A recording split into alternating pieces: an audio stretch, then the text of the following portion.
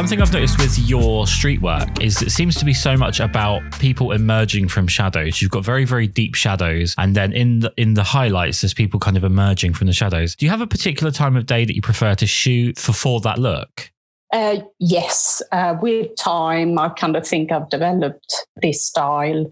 And it was from starting very early in the mornings, going to work, and with the long shadows. And I noticed these incredibly deep shadows where people then emerging from tube stations, doorways, or crossing the street. So it's either very early in the morning, just after golden hour, or the same in the afternoon.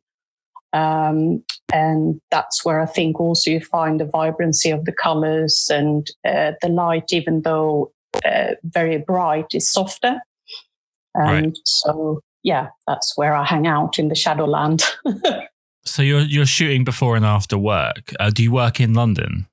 I do. I work for a pub company, and I'm incredibly fortunate in the sense that I have to do a visit a day to a pub. But then prior and after, I can self-manage my time. So if I want to write a report a bit later, I can shoot a bit in the afternoon. So okay. I tend to walk incredibly far and wide, but always seem to end up in Soho at some point through the day.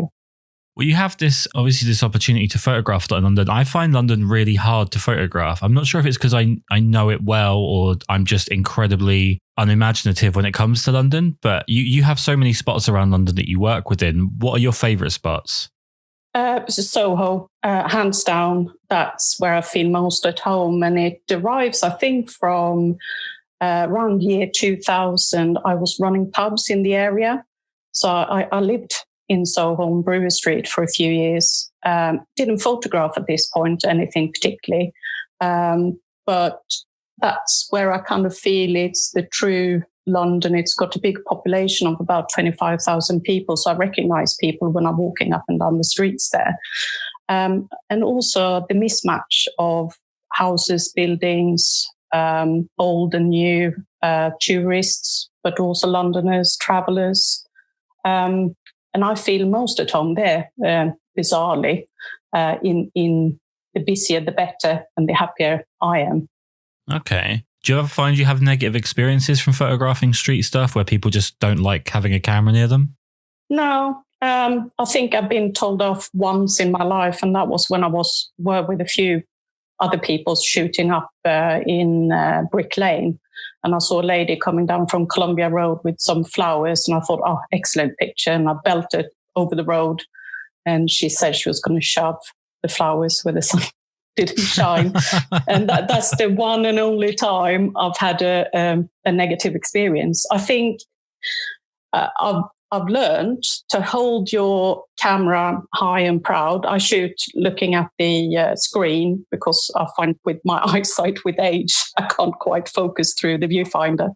But I hold it up high, and I kind of look a bit like a bumbling tourist, I guess. And I think it's non-threatening. And I think in this instance, being a female photographer, people are not feeling threatened, even if they think, and they're always a bit dubious, did she photograph me or not? Or I look further down the street and I just carry on.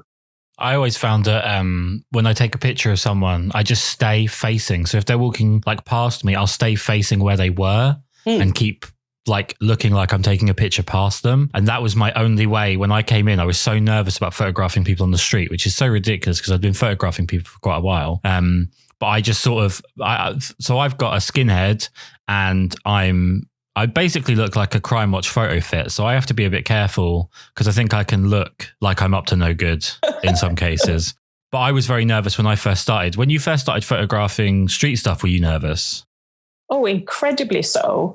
And initially, when I started out photographing, it was more the iconic London sights and, the light and the cherry blossom and kind of all that. And it was after a while, I realized I was more interested in the people in these images, but I felt I didn't want them to look at me, and I didn't want them to think I was photographing them. So I kind of then, I probably looked really dodgy then, shooting from the hip rather than kind of out and proud.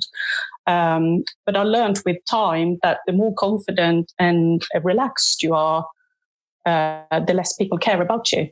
Confidence is a huge thing. I actually completely agree. I found with photographing weddings, that was the biggest thing, was when I stopped looking like I cared what people thought about me taking pictures, I just got infinitely better pictures. So the confidence is a huge thing. I want to switch to, on your website, you have a window to the street as one of your sort of subsections where you're, I'll let you describe what you're doing there. But one thing I want to ask you about it is, do you go out specifically to photograph that particular sort of series, or is it just something that if the opportunity calls?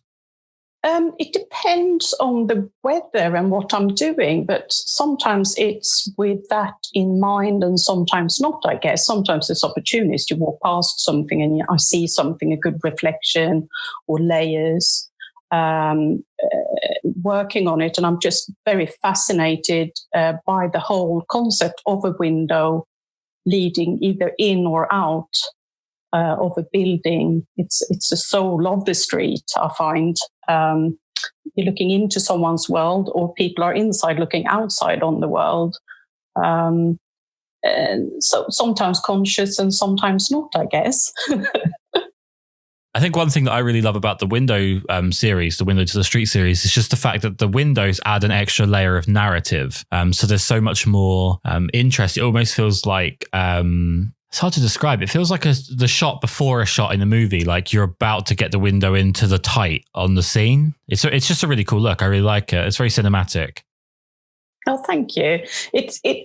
It emerged. It wasn't meant to be a series to start with, but then I was looking through my images, and I think I have certain themes going through a range of my work. So I have then, Windows of the Street, and it was that fascination of walking, and this is all times of during the day. It's not just in these golden hours or pre or after. It's through the whole day and at night, and just having these incredible little framed stories going on at that moment, a snapshot where you're kind of looking at the inside but also reflecting the outside. And sometimes you see me in it as well. Sometimes it works and sometimes not.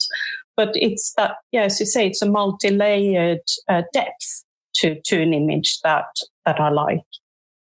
So one of pretty much my favorite photographer is a gentleman called Harvey, mostly for his wedding work. I'm an enormous fan, but he also does street work, which is kind of not so well known about, but he has this fantastic ability to include depth within the scene. And there's a couple of images of yours that really look like they were taken by him, where there's graffiti on the wall in the background and there's a man crossing a road, and then you're photographing the mirrors on a motorbike. So what's in the mirrors on the motorbike is sort of in focus, and then the background's out but not completely out. So there's kind of this interesting depth to the image. With an image like that, and just generally speaking, how planned are you when you go out to shoot? Is it something where you're really like you're going out to capture one particular thing or one particular feeling or for one particular series? Or do you just go out and just see what you're given by the street?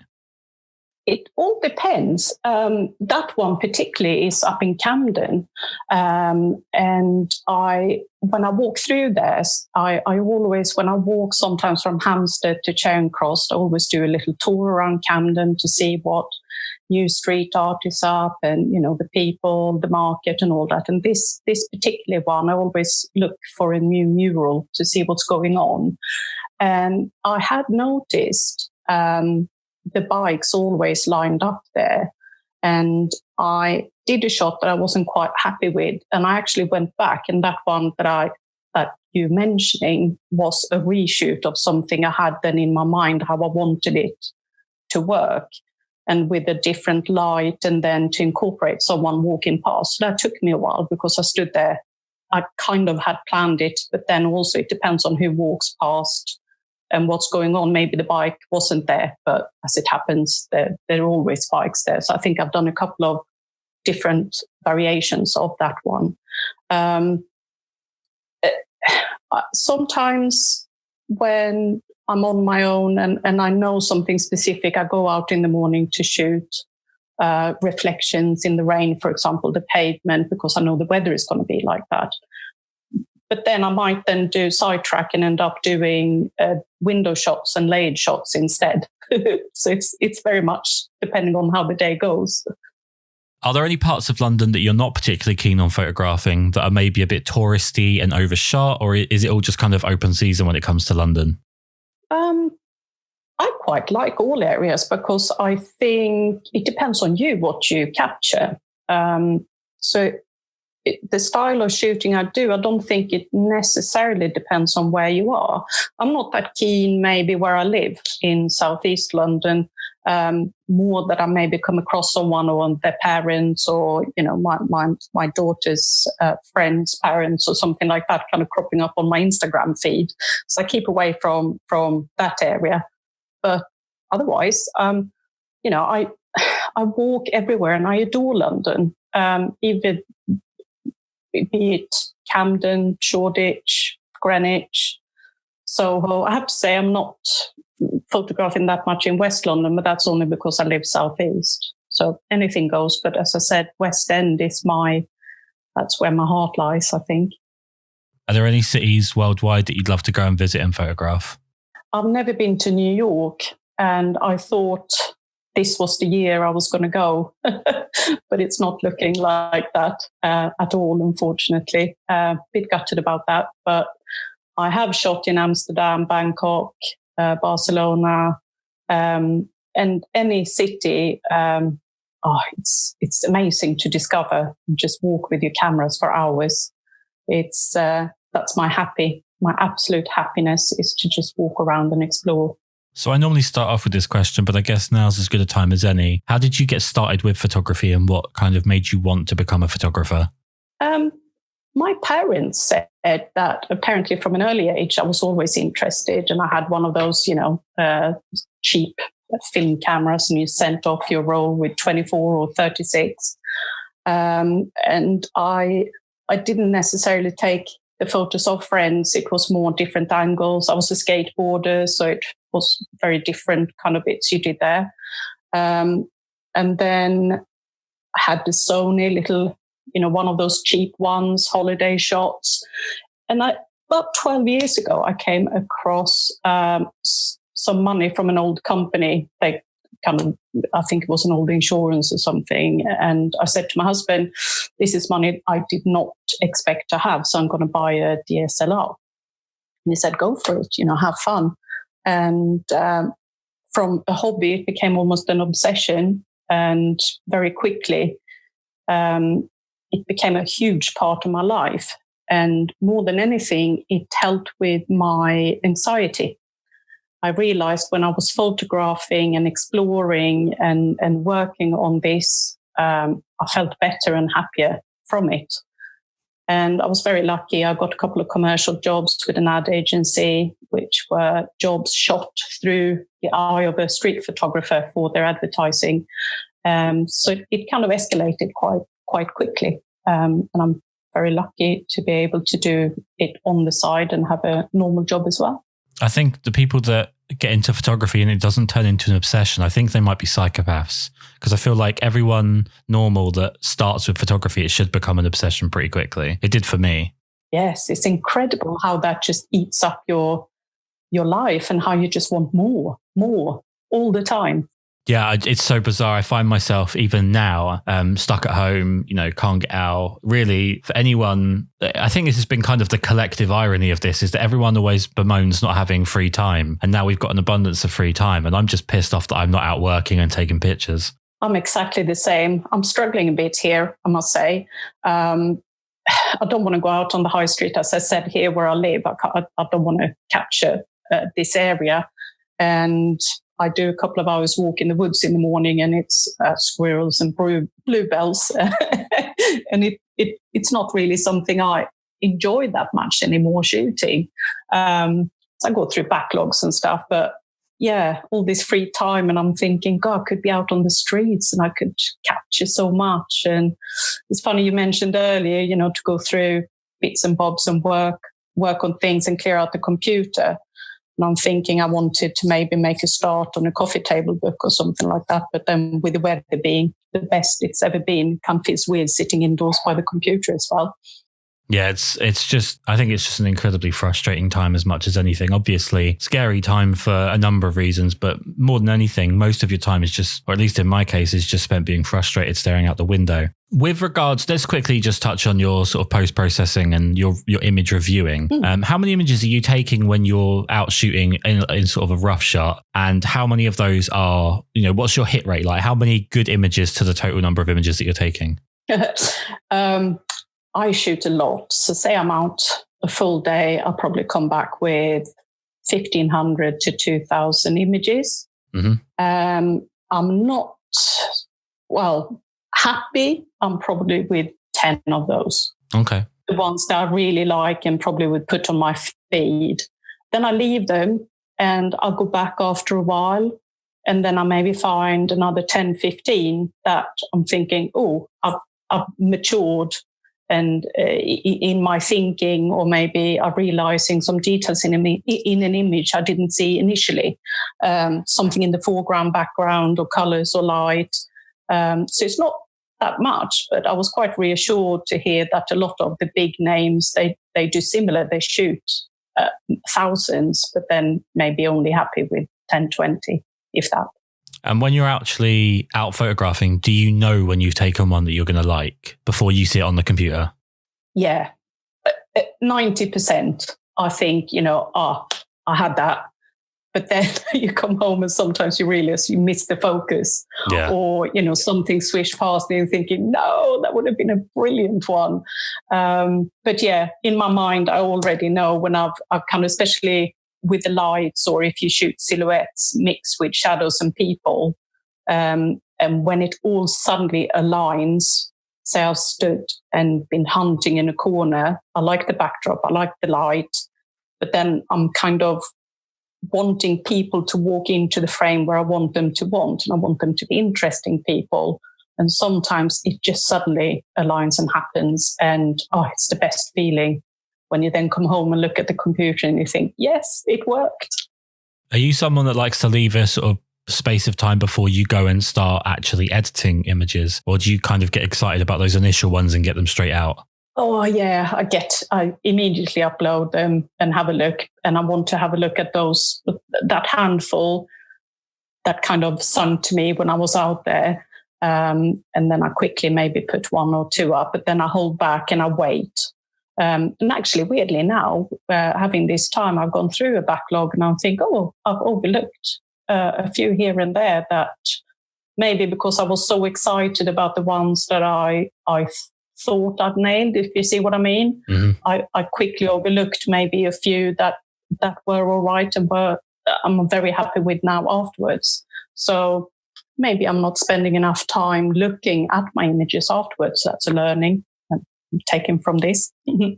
I'm having to sort of fight my own preference on this. I'm not someone that talks extensively about camera gear, but it's something I want to try and include more and more in the podcast. So what are you taking with you when you go out to photograph street stuff? I take my X-T2 and my 35 1.4. That's pretty much all I have, and 5 batteries. Yeah. I have several other lenses, but I'll just come back to this one. I just adore the light, the bokeh.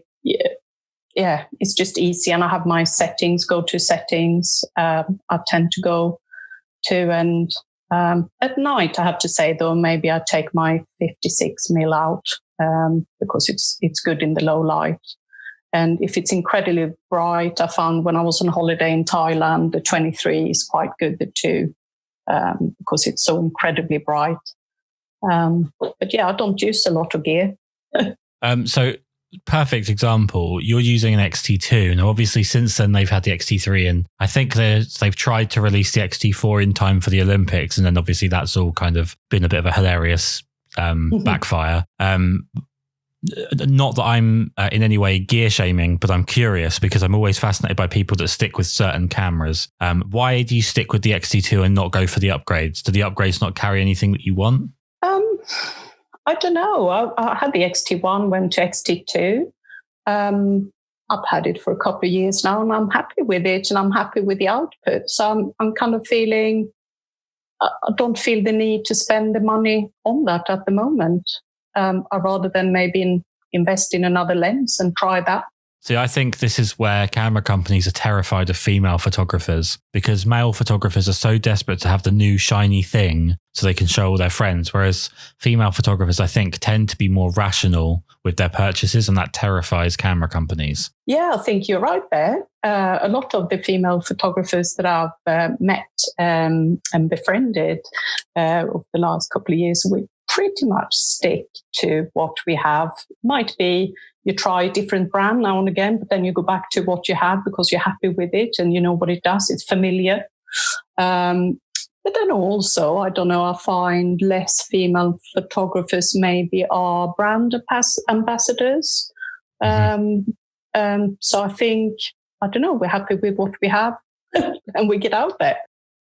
Yeah, I think I think they've always said there's an amazing article, I think, by Jordan Peterson where he talks about men like things and women like people. And generally speaking, I think that carries over pretty well. There's obviously going to be exceptions, but I think men are so obsessed with having just the newest thing that they're not particularly bothered about using it. I think most photography forums are just full of slightly bitter men that have the shiniest equipment but don't do anything with it. Maybe I'm being a bit harsh there. No, I think you're quite right. And I mean, I must say, when I go to the shops or, you know, at the Fuji opening of the shop in Long Acres, sorry, it was predominantly men that were then lifting up all the new gear and, oh, I need to upgrade and I need to get this and I need to get that. And I kind of felt I didn't need to. It's not broken what I have. And I want to...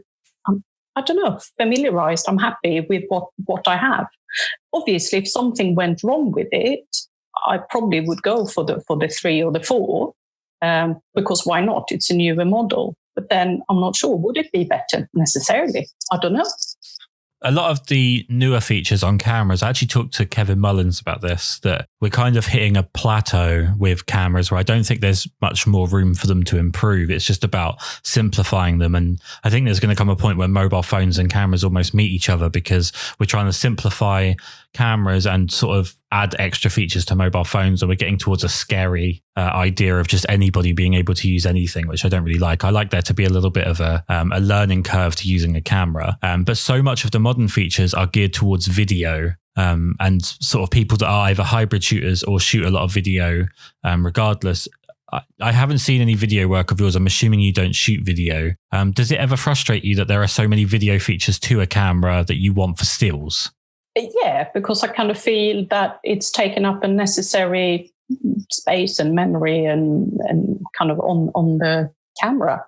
Keep it separate. If you're a videographer, you have your videography stuff, video camera, and I kind of feel then simplify and use the features for a good camera for that.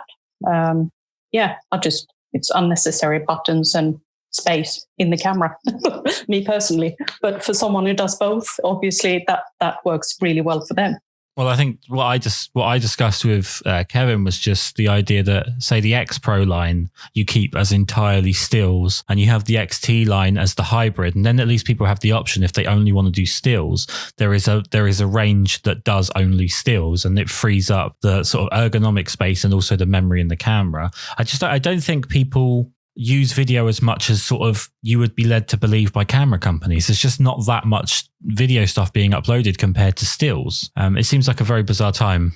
Yeah, I don't see that much videos at all, not from street photographers. And I mean, frankly, when you look at people, what they're doing in the stories on social media and stuff, it's just on their phones. Like you said, these days, they're cramming all the technique into the smartphones these days. They're almost taking over in that sense.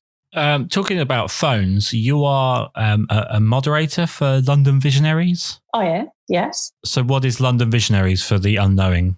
It's a hub on Instagram that was started by, it must be about 4 years ago now, by 3 guys.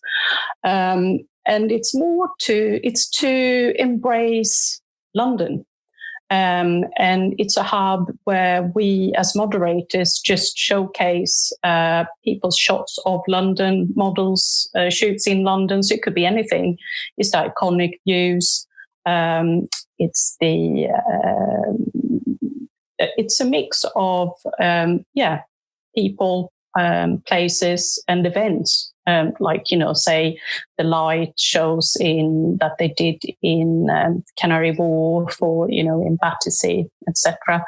And only about, I think it's 6 to 8 months ago, we also do a special feature for camera phone shots as well at the weekends. So because there's a lot of very skilled photographers on phones. So to sort of move this towards a conclusion, something I always want to find out from people is the photographers that inspire them, who their favourite photographers are. So who are those in your case?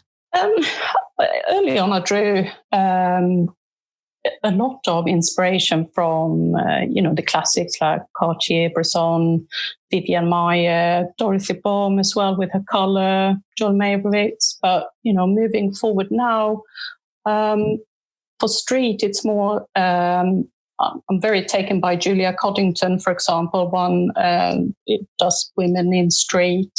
Becky Francis, Matt Stewart, Eric Kim, Nick Turpin, Rosa Wolf.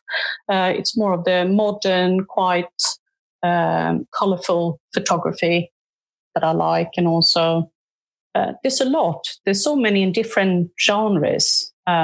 I drew inspiration from a lot of people out there, young and old. One thing I did really notice with your website is that you're very, very selective with when you are photographing in black and white or when you are processing in black and white. What does a scene have to have or not have for you to decide that it's a black and white scene? I think it's an expression potentially in someone's face or a texture. That it's something with the black and white scale that can bring out that maybe the color can't. Because I shoot quite colorful and blocks of color or linking colors together in my backdrops and foredrops and people. But if I feel it's lovely in black and white, if it's just maybe something simple to bring it out, it's far and few in between. But it's often people, particularly, I think, portraits. Street portraits. There's a lot of sort of unwritten rules about street photography, and I've talked about this in previous podcasts. Are there any rules that you set yourself when you go out and shoot about, not taking certain images in a certain way or not maybe shooting in burst mode or anything like that? Are there any rules that you have for yourself? Not particularly. I don't like shooting rough sleepers or people that are in a compromised situation where I feel, they've not chosen to be there. Mm-hmm. And I don't want to exploit that. If I was doing potentially documentary work for something that's different, but not just to kind of shoot because it's an easy target and then put up on my feed, that would be the only rule. Okay. Otherwise, I think if there are moments with bursts, maybe you are shooting, I did a lot of Extinction Rebellion, for example. Burst mode might be good then because you're trying to capture something or, so rules are there to be broken, frankly, I think. Oh, I absolutely agree with you. I think there's a weird thing with photography, and it seems to be a lot of different genres where there are sort of gatekeepers that are telling other people how they should and shouldn't do something. And most of the things that they dictate, you can't tell from the photo. So like if you do shoot in burst mode and there's an unwritten rule that you shouldn't be doing that, but you capture a photo that everybody loves, people will just say, oh, that's a great capture, because they're not going to see the pictures either side. So you're fine. That's the whole point, is to capture the moment. And if that's the method that gets you to the moment, then it seems to be the right thing to do. I don't understand why there would be certain restrictions in place. It just seems to be for the sake of hindering other photographers. I agree fully. Everyone developed their style and how they want to capture something, and it's the image in the end that you put out there. I guess if you have completely changed the picture from what it was and you're applying a lot of Photoshop and it's digitally merged with something else, several images, I think maybe then, or you should then be honest and say, it's a composite of different things. But otherwise, it's your style and it's in the eye of the beholder. I think just what makes you happy and makes you grow as a photographer. Rules are, I think people have too much time on their hand when they set out rules, what you should and shouldn't do there. Okay, so last extremely broad question I want to ask you before we finish up. What is it that you love about street photography? I love that it's a snapshot of time there and then that you're freezing and you're documenting. And also, for me, it brings in incredibly a lot of happiness with it. I mentioned earlier that I have anxiety.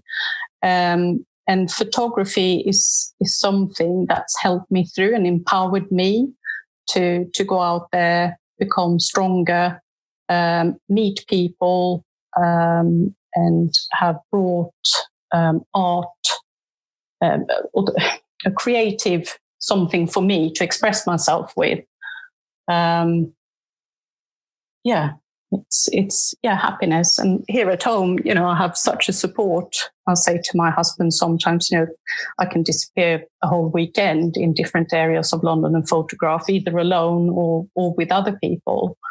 And I said, is it bothering you? And he said, no, if anything, it makes me happy to see you happy when you come back, all excited, telling me of what you've seen, who you met, what you shot, and show me the images of London. That's amazing. That's a beautiful thing to hear. I want to make sure that everyone knows where they can find you. So what are your social media links and your website and so on? It's Swendel UK is for Instagram. And then my website, it's smphotography.london. Amazing. It's been absolutely such a privilege to talk to you. I'm so glad that I think one of the best parts about doing this podcast is just getting to hear different people's perspectives, and just hearing that story about your husband being so supportive is something that really puts a smile on my face. I'm very fortunate to be in a similar position. My wife's incredibly supportive of what I do. So that's been my favorite part of this. I want to thank you so much for taking the time to talk to me. Oh, thank you so much, Kris. It's been an absolute honor to talk to you today. Thank you for having me.